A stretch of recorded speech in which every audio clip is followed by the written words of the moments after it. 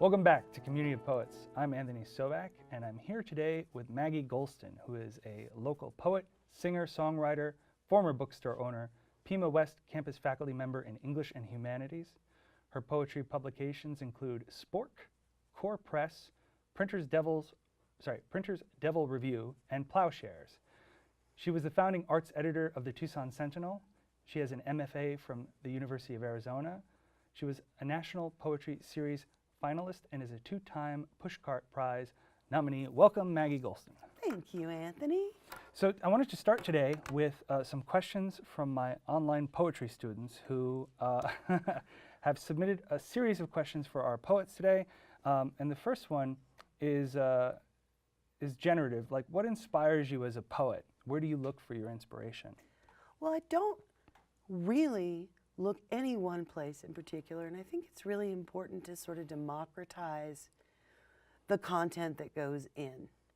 I think that that's a response to the world we live in. And so, whereas Ezra Pound would sit down and read histories of archdukes of wherever, maybe I'm watching RuPaul's Drag Race with a yellow pad in my hand. Maybe I'm listening to records that inspire me. Maybe I go to a powwow. You know, wherever it is that I am, I think it's important to remember that I'm a poet all the time. And the advice that I give my students, and that was given to me, was if you are a practicing writer, you never don't have a pencil. And what's really cool is since I was a student, because of smartphones, we all have an ability to take notes in our hands at all times. So I think we really want to be sort of porous to the world, and that can be tough because if you're being porous to the world and you turn on CNN, that can feel like poison going in you. Mm-hmm. But I think it's important. So one quick follow-up question. So how does that jive with Emerson's "the poet needs to stand in for the complete person," as if we were? I feel like what you're saying is we're not incomplete people, but you know we all have those experiences that are worthy of poetry, right? Absolutely. And also, I think that Emerson's notion of a complete person is sort of undermined by everything we know since. The idea that of a romanticized poet self who is somehow elevated or whose inspiration is completely intrinsic has come to feel a little bit exclusive. Mm-hmm. And it's no accident, I would think, that Emerson was a white man of means. The more popular culture is sort of denigrated by poets, the further poets run from a world that's alive and toward a world that's not alive. Now, that's not to say, oh, don't read poetry. Who wants to read poetry? No, everyone should read Emerson. In particular, the essay Circles for Poets is a wonderful resource. Everyone should read absolutely omnivorously in multiple genres, and specifically looking toward poets, not just American and English poets, but poets in translation has been really key for me developing as a poet. Excellent. Do you think maybe you could read one for us and tell us where you were inspired, whether that was RuPaul or Emerson? Or Well, it's funny you should, this is a good one.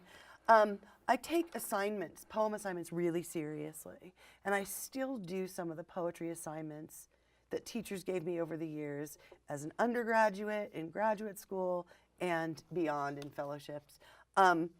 This poem came from an assignment that I really resented initially, which was to go to the zoo and write a poem about the zoo. This person obviously liked Rilke and Blake and wanted that kind of a poem. So I went to the zoo, and I was really kind of miserable at the zoo. It was still summer, and I was in Salt Lake City, and I didn't know anybody, so I was walking alone at the zoo, which is intense.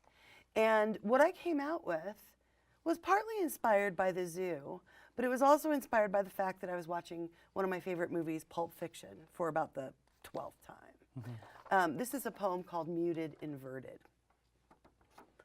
The movie begins, lions roar, the dream end of a world. What is closer to us, penned swan, caged beauty, prescription? What is not natural in an age like this? What is long dead, twice removed? Cygnus, allure, mute, swan, curve of a neck meant to indicate fermata, class, a turning out of a degree dangerous and redolent with cruelty, the way anything we love can be cruel. In the distance imprints its bell, the hollows beneath a face's flushed contentment. What we love, lightness. Admire encasement, bird, not feathers. Gods are birds. Understand that goodness often hides behind a man's most brutal act, a lie inside a lie. The movie girl, what pleases to the eye and hand so different. Barest tragedy phrased only here in nights of clarity and violence. Boxing husband, perfect teeth, his going down. In this scene, underneath the lover's banter, is the floor of the cage. Shit, feathers, bullets, remnants at the edge of the edit, the end of the dream which goes forgotten. Ugliness, what is wretched is closed to metaphor, this clumsy swan, and gone, sure beauty, knowledge of its virtue undone. Thank you. Of course. This sort of goes with another question, sort of tying it in and adding a spin here. So, you go to the zoo, you take it in, presumably you revised at some point. Yeah. So my student wants to know, how do you know when you're finished? How do you know when you've got it? How do you know that the poem has all of the parts that the poem needs, that it has that beauty, that it has that juxtaposition, that it has that turn? And I obviously threw some words in there that you can feel free to edit out. But well, I have some bad news for your students. And that is that there's no one way to know when anything's ever done. As long as we're going back to the American Romantics, Walt Whitman revised one of the greatest poetry books of all time, Song of Myself, something like 30 years after he first published it. So we have this tradition in poetry, and specifically in American poetry, of the idea that something is always in progress. So Marianne Moore, modernist poet, famously said, it's a draft until you're dead, and she also republished.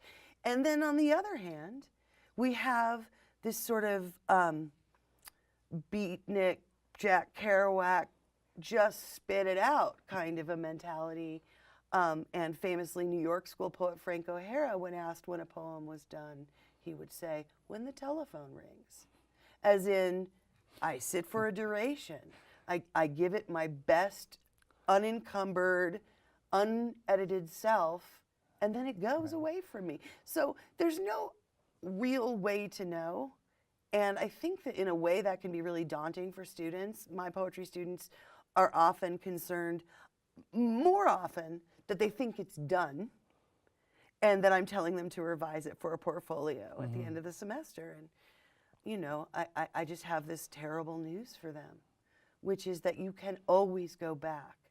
And what I advise people to do is to go back with a job. What do I mean by that? Well, if you look at a poem that feels done, that looks done, if you look at this page, it's in perfect rhyming couplets, oh, well, it's clearly done, right?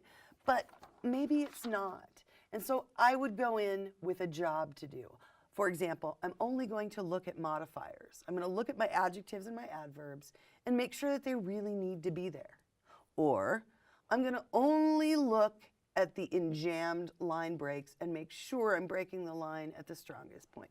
If you have a specific job, then you can revise any number of times with that mission in mind, and then you can complete that mission so that you do feel like you got from A to B. I like to look at the real estate of the poem, because everything is very valuable. Absolutely. To make sure that it's being used at. Do you think maybe you could read us another poem and perhaps talk a bit about how you went back to it at a certain point? Sure. Okay, this is a poem that I think may still be working on, even though it's several years old. It's a poem that came from notes that I wrote while traveling. If you can travel as a writer, you should. And I mean, I'm the crazy lady who spent 3 days riding the Los Angeles public bus up and down Wilshire Boulevard. Nobody does that. Everybody hates that. But I loved it, and I wrote there. You were the visiting writer on the... Yes, on the MTA bus, absolutely. But this was from, I went to do a fellowship in Lithuania, which is the place where some of my ancestors are from. So part of it was writing workshop, and part of it was, sadly, visiting kill sites, Nazi kill sites, some of which contained still the bones of my family. So this was a really intense experience. And I brought it back. I brought the notes back from Lithuania and combined them with some things I was thinking about in the age of SB 1070, and I guess now, as I revise it, in the age of Donald Trump. So I'm really interested in how borders and shifting borders are actually sites of power and empowerment. And the philosopher Gloria Anzaldúa obviously informs this as well. So this is called The Bodega of the Middle. Exactly what does it take to have grown from being a camera into being a gun? The gloss on the matter is tiny and extraneous. Boiled potato filled with meat. Fried hot dog wrapped in bacon. The bodega of citrus, of the small black dog, of the aging burro, of the armed checkpoint, the unarmed. The Baroque detail of Zeta tagging on the interstate heading north, too, is church, or the crosses marking human roadkill at intervals. The bodega of the middle is currently between owners, in escrow, on layaway. Secessions in succession, duchy, proxy, Baja Alta, Baja Alta. It is drawn in chalk a meter from rain at the town hall. In unspeakable uniform sprawl, ringing burnt cities. Even as the ladies clutch bags and nod under kerchiefs, the arsonist is paid in a third currency. At the bodega of the middle, one is rarely required to show papers, to be any one thing at any one time. Boys are girls, and knives magically cling to walls at the ready. Surely there are bodies beneath one's feet, their owners moving objects a centimeter each night. Bodega of the Dybbuk, bodega of stars or stripes, of piles of hooves and hearts. The coyote, the partisan, dollar is inextricable from meaning. One draws from a bag a wedding ring with someone else's name engraved inside. Wave at the prisoners on work detail on the freeway past the mission. Hold still as the mad rabbi crosses the street toward the cafe, carrying eggs for midnight frying. Bodega of the middle, strands of amber without certificate, bread, soda, piñata, fine linen, horchata, boar's heart, cow's liver, Soviet cigarette, box of chiclets. Take what is given up. Gracias para todos. Achu. Thank you. Thank you so much. We're almost out of time, but I do want to say, in terms of revision, it's always, you talked about bringing it back into the moment, and I wanted to thank you so much for bringing these voices into this moment. Oh, thank you so much. Thank you, Maggie. Thank you so much for joining us for Community of Poets. We'll see you next time.